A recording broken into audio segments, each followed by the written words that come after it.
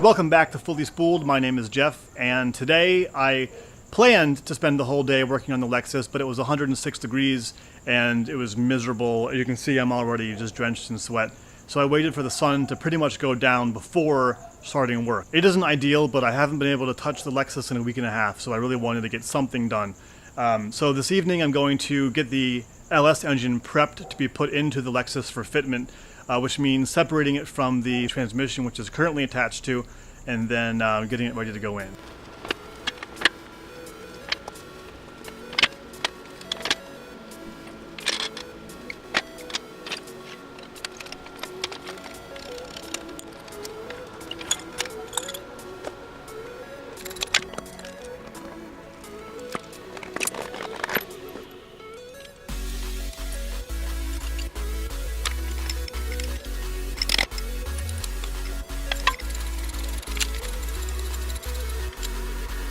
So I've now removed all three bolts that connect the torque converter to the flex plate.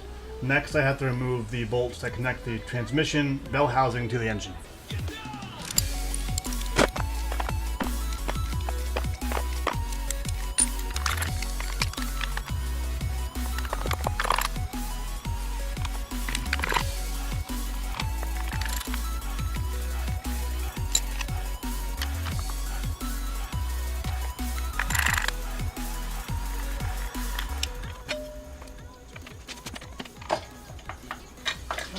There we go. Separated.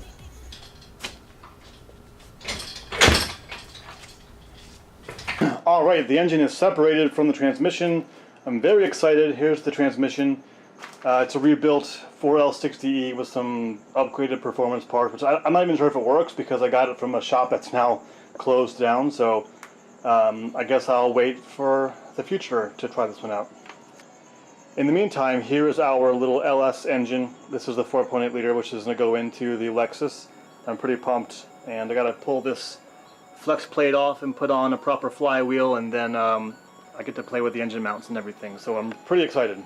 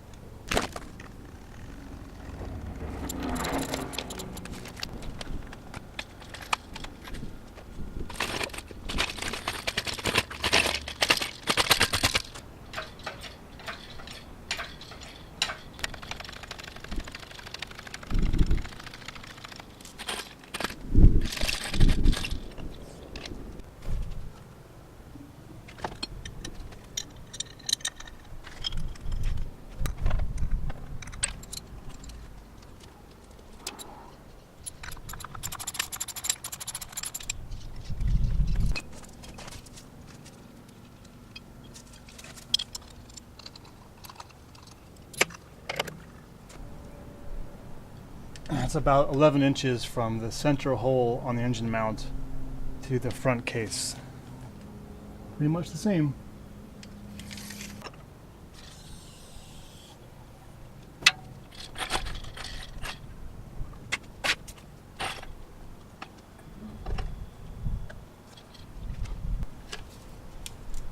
I have no idea which way this thing goes.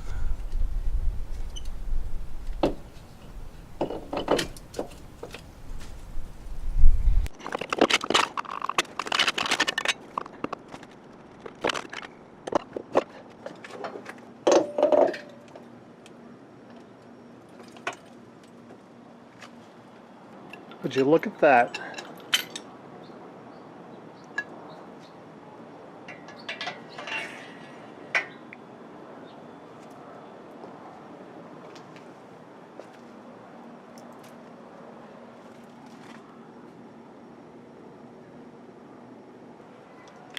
I gotta say, I'm really impressed with how the just factory 2005 Pontiac GTO engine mounts fit the LS engine into the SC400. Check out the clearances.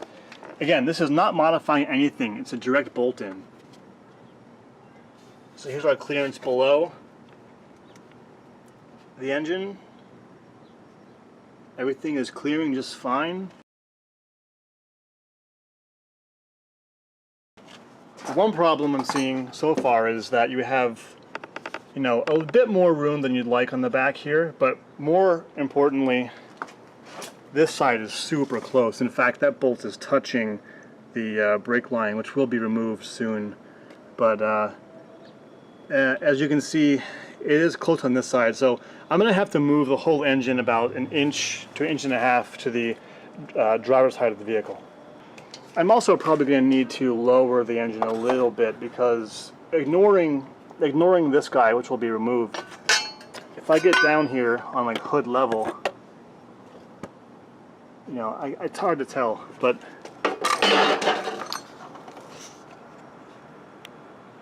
it just might fit under the hood. So anyway, what I could do is get some thinner or lower profile isolators down here. I read online that the BMW E36 isolators are a bit smaller, or like lower, so that'll lower the whole engine a bit.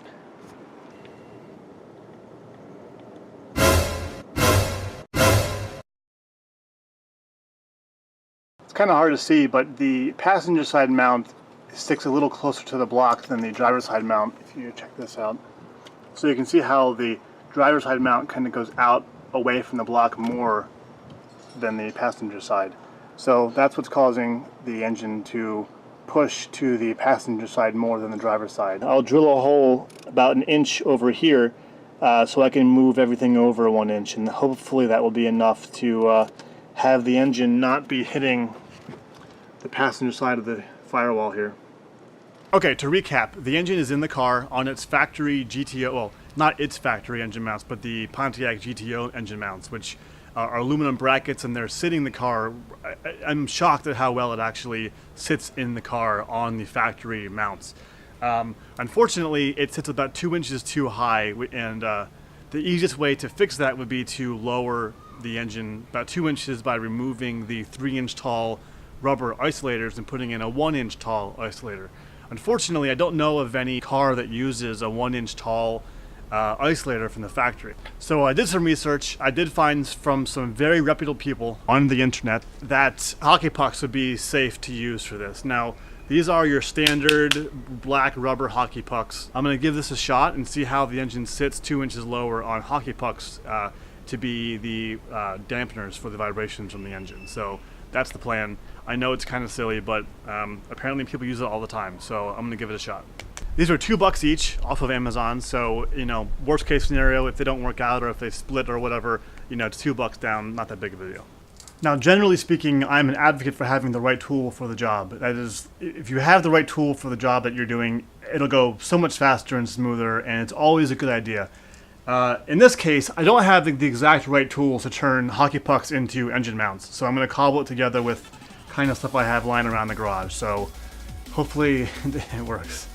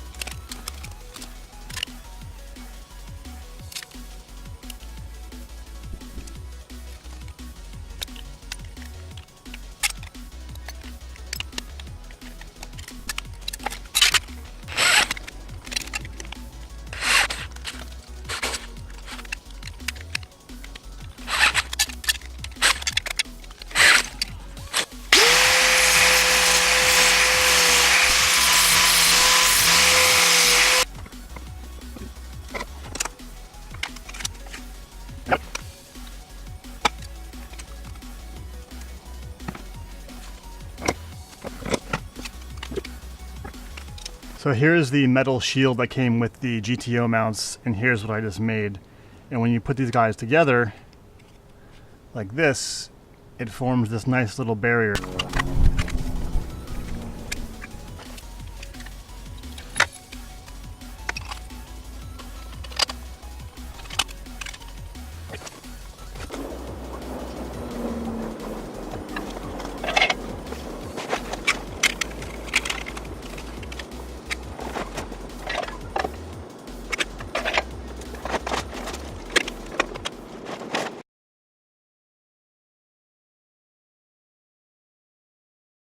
Well, these were a cool idea, but they are too small actually, and the engine is too far backwards once it gets down to that point. So I still have to go wider on the engine mounts and taller than this. So back to the drawing board.